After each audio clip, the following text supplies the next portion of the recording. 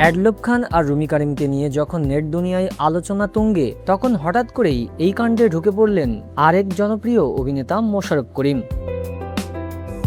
কিন্তু প্রশ্ন হচ্ছে, মোশাররফ করিমের অপরাধটা কি? তিনি কি অ্যাডলব খানকে কিছু শিখিয়েছেন? রুমি কারিমের সঙ্গে ঝামেলায় কি তিনি কোনো পরামর্শ দিয়েছেন, নাকি বহু বছর আগে করা একটি নাটকের কারণেই আজকের এই বিপদ? আর সবচেয়ে বড় কথা, কিছুদিন আগে একটি অ্যাওয়ার্ড অনুষ্ঠানে মোশাররফ করিমের হাত থেকেই অ্যাডলব খান পুরস্কার নিয়েছিলেন। তাহলে কি সেখানেই তৈরি হয়েছিল সেই গুরু সাগরেদ সম্পর্ক? সম্প্রতি অ্যাডলব খান ও রুমি কারিমকে নিয়ে সামাজিক যোগাযোগ মাধ্যমে বেশ আলোচনা চলছে। দুজনের কথাবার্তা, পাল্টা মন্তব্য এবং বিভিন্ন ভিডিও নিয়ে নেটিজেনদের মধ্যে চলছে নানা ধরনের আলোচনা। কেউ বলছেন এটা তো আর সাধারণ ঝামেলা নয়, এটা একেবারেই ওয়েব সিরিজ। আবার কেউ বলছেন, ভাই এত কন্টেন্ট একসাথে পাচ্ছি যে আলাদা করে নাটক দেখার দরকার কি? আর এই পরিস্থিতিতেই আমাদের সামনে চলে আসে মোশাররফ করিমের নাম। মোশাররফ করিম অভিনীত পুরনো নাটক সাইয়া ছাইয়া একসময় বেশ আলোচনায় এসেছিল। নাটকটিতে তিনি চরিত্রে অভিনয় করেছিলেন। নাটকটির বিষয়বস্তু নিয়েও পরে আলোচনা সমালোচনা হয়েছিল।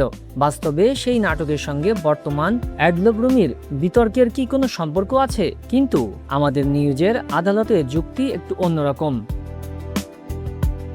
মহামান্য আদালত, নাটক তিনি করেছেন, চরিত্রও তিনি বানিয়েছেন, এখন অ্যাডলব আর রুমি ঝামেলা করছেন, সুতরাং সন্দেহের তীর তো মোশাররফ করিমের দিকেই যাবে।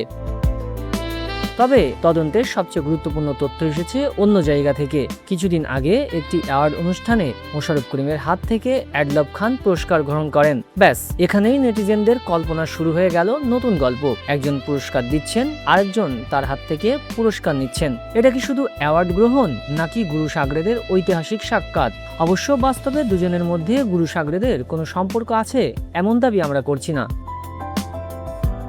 কিন্তু মজা করে বলা যেতেই পারে, মোশাররফ করিমের হাত থেকে অ্যাওয়ার্ড নেওয়ার পর অ্যাডলব খান বুঝি বিনোদন জগতে সাগরেদ পদে পদোন্নতি পেয়েছেন। এখন ধরুন, একজন সাংবাদিক মোশাররফ করিমের কাছে গিয়ে প্রশ্ন করলেন, স্যার অ্যাডলব খান আপনার হাত থেকে অ্যাওয়ার্ড নিয়েছেন, এখন তিনি আপনার কি? মোশাররফ করিম, সহকর্মী সাংবাদিক, না স্যার। একটু মজার উত্তর দেন মোশাররফ করিম, তাহলে সাগরেদ লিখে দেন। এরপর সাংবাদিকের দ্বিতীয় প্রশ্ন, স্যার আপনার সাগরেদ অ্যাডলব খান এখন রুমি কারিমের সঙ্গে বিতর্কে জড়িয়েছেন, আপনার মন্তব্য কি? মোশাররফ করিম তখন হয়তো বলবেন, আমি অভিনয় শিখিয়েছি, ঝামেলা করা শেখায়নি। আর একটু এগিয়ে গেলে তদন্তে আরো ভয়ঙ্কর তথ্য বেরিয়ে আসে। অ্যাডলব খান নাকি মোশাররফ করিমের হাত থেকে অ্যাওয়ার্ড নেওয়ার পর মনে মনে বলেছেন, গুরু আজ থেকে আপনার সম্মান আমার সম্মান। আর মোশাররফ করিম নাকি বলেছেন, বাবা সম্মান রাখিস, কিন্তু আমার নামে কোনো ঝামেলা করিস না। কিন্তু সাগরেদ যদি নিজের মতো করে কাণ্ড ঘটান, তাহলে গুরু তো বিপদে পড়বেই। ফলে আজকের প্রশ্ন, অ্যাডলব খান কি সত্যিই মোশাররফ করিমের সাগরেদ? উত্তর, না।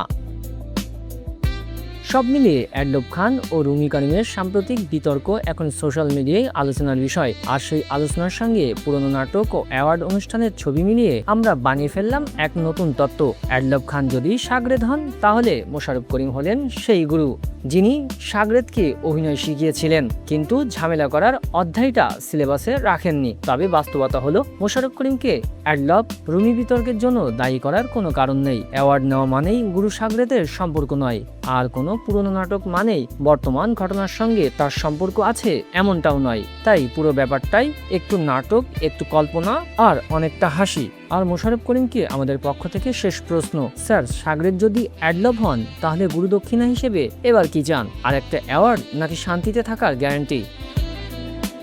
এই প্রতিবেদন সম্পূর্ণ বিনোদন ও স্যাটায়ারের উদ্দেশ্যে তৈরি। এখানে ব্যবহৃত গুরু, সাগরেদ বা দায়ী করার বিষয়গুলো কোনো বাস্তব সম্পর্ক বা অভিযোগ হিসেবে বিবেচনা করার সুযোগ নেই। ধন্যবাদ।